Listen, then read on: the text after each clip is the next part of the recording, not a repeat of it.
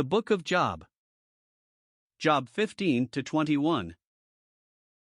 The second speech of Eliphaz is recorded in Job 15, and in it we can detect an increased tone of severity. The friends had come intending to comfort, but their efforts in that direction soon got diverted into argument. Their tempers rose and bitterness spoiled their spirits, as each argued to establish his own point of view. How often through the centuries has this tragedy, ending in dissension and division, marred the testimony of God-fearing folk, even down to our own day? This discourse of Eliphaz is short, for he felt that he was a wise man reasoning with unprofitable talk, and listening to speeches that were of no worth. Job, he considered, was casting off fear, or as another version has it, making piety of none effect, and thus restraining prayer. In his view, piety had the profitable effect of bringing upon one the favor of God, expressed in earthly prosperity. If it did not, where then was the practical gain of piety? Therefore the terrible afflictions of Job could only have one explanation, so he thought, though Job so insisted on maintaining his integrity. This idea of Eliphaz and his friends is a very common one. It was to be found when Paul wrote his first epistle to Timothy in very much worse form than in the days of Job, for he speaks of men of corrupt minds who indulge in perverse disputings, because they suppose that gain is godliness, 1 Timothy 6 verse 6. The New Translation slightly paraphrases it as, holding gain to be the end of piety. Now this was pretty much the opinion of Eliphaz, and there are not a few people today who would agree with him. They would say, what is the use of being pious if it does not guarantee things of profit in this life? Ideas of that sort were less to be blamed in the days of Job, since things of eternity and heaven were then but dimly known. Eliphaz now denounced Job in vigorous terms and rather unjustly, as we see in verse 6. To him Job's arguments were crafty and self-condemnatory. He met them by a series of 6 questions, recorded in verses 7-9, all of them having the sting of sarcasm in them. In verse 10, he claimed that the position, advanced by himself and his friends, had the sanction and support of very aged and venerable men. No doubt it was so. The 3 friends of Job were advancing the idea generally held, based perhaps on God's deliverance of Noah and his family when the flood came. Then the godly were favored and the wicked destroyed, and thus, they felt, it must always be. Further questions follow in verses 11-16. His assertions as to the holiness of God are quite right. The lower heavens, defiled by the presence of Satan, are indeed not clean in his sight. His assertions as to the filthiness of man are equally true, but the inference that Job must be guilty of secret evils, which he winked at instead of acknowledging, were wide of the mark. From verse 17 to the end of the chapter we find a vivid description of the governmental judgment of God against the wicked. He assured Job that he had actually seen God acting in this way. It was the fruit of his own observation that he declared, and as he closed he did not fail to make further indirect charges against Job, speaking of men who were deceived, of hypocrites, of tabernacles of bribery, and of deceit. This moved Job to the reply recorded in Job 16 and 17. We can all sympathize with his opening words. His friends had been simply repeating the same basic idea in a variety of ways, namely, that the disasters that had overwhelmed him could have but one explanation. He must have been a hypocrite with evils lying beneath his pious exterior. If this was the comfort they had to offer him, it was of a very miserable kind. He told them at once that if the position were reversed and he visited them in their disasters, he could speak as they had spoken, but he would not, but rather aim at assuaging their grief. But it is noticeable that, after his opening reply to Eliphaz, Job's words passed into prayer and complaint, poured into the ear of God. It looks as if verses 9, 10, and 11 are a reference to what he had suffered by the speeches of his friends, and if so, even this he took as chastisement from the hands of God as well as all the losses and disaster that had come upon him. That he did take it all from the hands of God was indeed good, but we still perceive that note of self-righteousness and self-vindication marring his prayer, especially in verse 17. This being so, his prayer did pass into a complaint that he was being hardly dealt with by God, and this especially because he felt he could speak of God as being on high the witness to his integrity, even though his friends scorned him. The opening words of verse 21 have been translated, "Oh that there were arbitration for a man with God." Thus his mind reverted to his desire for the daysman, recorded at the end of Job 9. A man might plead for his neighbor or friend, but he felt there was no one to step in between God and himself, and he could only anticipate a short time before his end. His breath was corrupt and the grave ready for him, as he stated in the first verse of Job 17.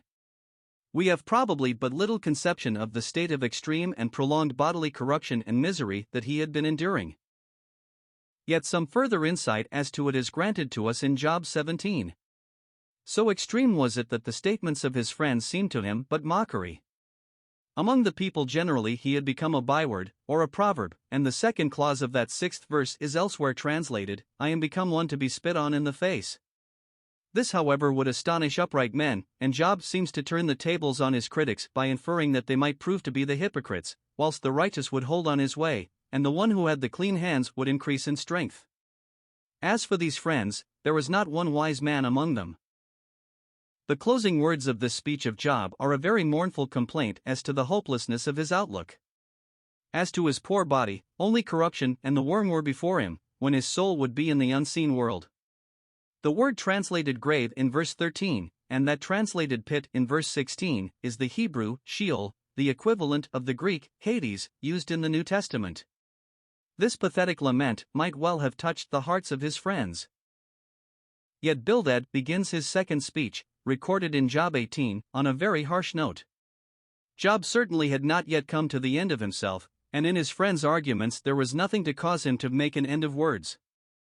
The second part of verse 2 has been translated, be intelligent, and then we will speak. He evidently regarded Job's repudiation of their position and the assertions they advanced as degrading to themselves as though they had been beasts, and so he indulged in an insulting repartee. All four men who feared God, Job especially so, but see how the spirit animating their words had deteriorated. And let us learn a serious lesson from this. There have been innumerable discussions among Christians, developing into controversies and ending in recrimination. Such is the flesh in every one of us. Even Paul and Barnabas were not exempt, as Acts 15 verse 39 shows. So, let us be warned. The rest of Bildad's speech follows the pattern that the friends had established. In a variety of ways, displaying a mind very fertile in its observation and in its use of figures, he reiterated the main theme, that God always judges and destroys the wicked. The inference being, of course, that Job must be after all a wicked man. Job 19. Job's reply to these rather cruel words was on an altogether higher level. They were indeed vexing him with words and breaking him in pieces, but he did not claim to be perfect, far from it, as we saw in Job 9. Here, in verse 4, he admits to erring, but he claimed that his errors had only affected himself and not other people. What had befallen him he took from the hand of God, as verse 6 shows, yet he felt that his dealings were unnecessarily severe. So, in verses 7 to 20, we have a graphic description of the miseries he was enduring. He complained that God had stripped him, fenced up his way, destroyed him on every side, kindled his wrath against him as though he was one of his enemies. As a result of this, he was an object of contempt and forsaken by all. Even his servants and his wife would have nothing to do with him. The words with which he closed this description of his sorrows in verse 20, alluding to his physical state, have passed into a proverbial saying amongst us. Having thus spoken, he appealed to his friends for pity rather than argument and reproach, which almost amounted to persecution. It was the hand of God that had touched him, God, who was more merciful than they. Hence he longed that his words might be preserved in a book, or even permanently be engraved upon the rock, as was a custom in those days on the part of kings and great men.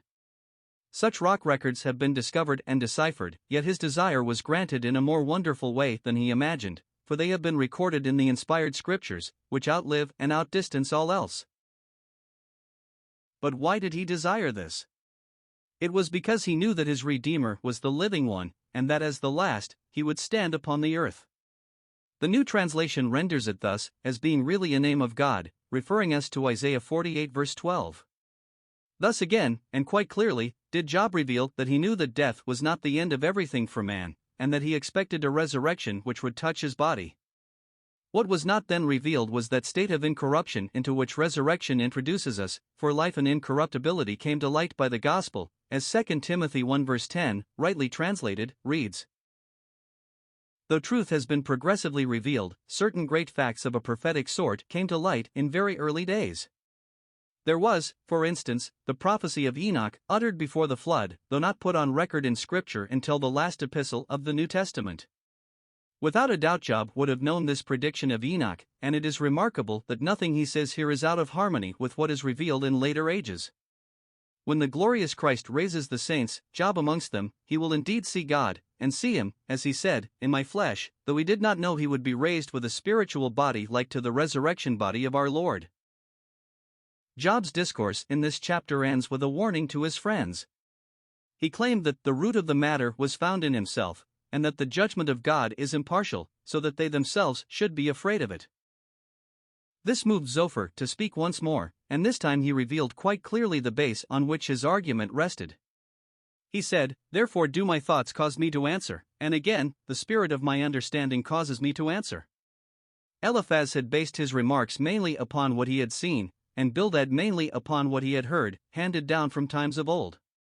Zophar based his words upon what he had arrived at in his own inward cogitations, and he was not in the least behind the others in self-confident dogmatism. Indeed, he seems to have excelled them. In 1 Corinthians 2 verse 9, the Apostle Paul refers to Isaiah 64 verse 4, and he shows that the things of God are only known by us as the fruit of revelation. In this connection he mentions the three faculties by which mankind obtains its knowledge of things and affairs in this world. The eye sees them, the ear hears them, they enter into the heart by an intuitive process. But for the things of God we need another faculty, that which springs from the Spirit of God. Now it is very striking that, as we have seen, Eliphaz relied upon his powers of observation, and Bildad upon tradition from ancient days. Zophar now came in, very sure that his powers of intuition in this matter must be correct and beyond contradiction. All three were wrong, and it was not until there was a revelation of the power and wisdom of God, in the later chapters of the book, that the truth of the situation came out with clearness. We are provided with an interesting illustration of what Paul lays down in 1 Corinthians 2. As in the other cases, so here, a number of true things are stated. It is certainly a fact that the triumphing of the wicked is short, and the joy of the hypocrite but for a moment. What was not true was the application made of the fact, as supplying the explanation of all Job's sorrows. The pleasures of sin are only for a season, as we read in Hebrews 11, but it is also a fact that saints may be for a season involved in heaviness through manifold temptations, as we read in 1 Peter 1. Now the thought of a godly man being under severe trial and sorrow for a season never seems to have entered the minds of the three friends. They assumed that Job was getting what all along he had deserved. Zophar claimed that what he intuitively knew was supported by what had taken place from of old, since man was placed upon earth. Reading Job 20 we can see how underlying his statements, as to various acts of wickedness, was the insinuation that Job had been guilty of them. He it was who had labored to swallow down the substance of others, to oppress the poor, who had violently taken away a house which he had not built, and so on. The fact is that the man who bases his argument on his own intuition is always very dogmatic and cocksure. He has to be, to make up for the lack of outward evidence, which would corroborate his assertions. His final conclusion was that heaven was revealing Job's iniquity, and the earth was rising up against him, and all this was appointed to him from God. Job's reply is chronicled in Job 21, and a trenchant one it proved to be. Naturally, he was provoked to retaliate with equal dogmatism, and to begin on a note of sarcasm. Verse 2 has been translated, "Hear attentively my speech, and let this replace your consolations." Summing up the speeches of the three friends as consolations, was of course a piece of sarcasm. How he really viewed their words is plain at the end of the next verse, when he told them that after he had spoken they might mock on. He fully realized the force of their words, implying that he must have been guilty of grievous unrighteousness and sin, while all the time outwardly appearing to be a man of great piety. His first point is this: his complaint was not to man but to God. Had it been to man, well might his spirit have been troubled or impatient. He reminded them that it was with God both he and they had to do. In view of this fact, and marking God's dealings with him, they might well lay their hands upon their mouths and cease to condemn him. For himself he was afraid and trembled in the remembrance of it. Commencing with verse 5, we find the counter-assertions to which he committed himself. It was not the case, he affirmed, that the wicked were always overwhelmed with disaster. On the contrary, they often lived, became old, mighty in power and prosperous, with their seed established in their sight. They had times of merriment and pleasure, and at the end had no long drawn out misery such as he was enduring, but in a moment go down to the grave, or Sheol. And all the time their attitude to God was, "Depart from us, for we desire not the knowledge of thy ways." Let us note two things. First, Job here correctly diagnosed the attitude of the natural man to God, about 2,000 years before Paul was inspired to write his epistle to the Romans. There, in the first chapter, we read that men, when they knew God, they glorified him not as God, neither were thankful, and again that, they did not like to retain God in their knowledge. This is the tremendous fact that we have to face. Sin has so completely alienated man from God that he has not the least desire for him. There is none that seeks after God, as Romans 3 states. Job's statements in verses 14 and 15 agree with this, and they explain the state of heathenism and barbarism into which men sank at an early stage of the world's history, a state that has persisted to our own days. In earliest ages men had some knowledge of God, from which they willfully departed. And it is obvious that if men have to do with God, they will have to serve him. So, in the second place, they view the whole matter from the standpoint of earthly profit. This is just what multitudes do today, when they ask, "What is the good of being religious? What do we get out of it?" They are but echoing the words we have here: what profit should we have if we pray to him? We know that godliness is profitable to all things, having promise of the life that now is, and of that which is to come, 1 Timothy 4 verse 8. But that kind of profit the world has no eyes to see. In the rest of the chapter, Job speaks of the end of those who aim at shutting God out of their thoughts and lives. Ultimately, disaster comes upon them and their candle is put out. Some may die in apparent ease and prosperity, and others in bitterness, but into the dust and among the worms all of them go. In saying these things, Job seems to be agreeing with what Psalm 73 tells us, as a matter of the writer's experience. The wicked may depart from God and appear to prosper, for their judgment from God lies beyond this life. So once more Job counters the arguments of his friends, declaring that he found falsehood in them. Consequently, though they had come to comfort him, he found that the comfort that they had offered was empty and vain.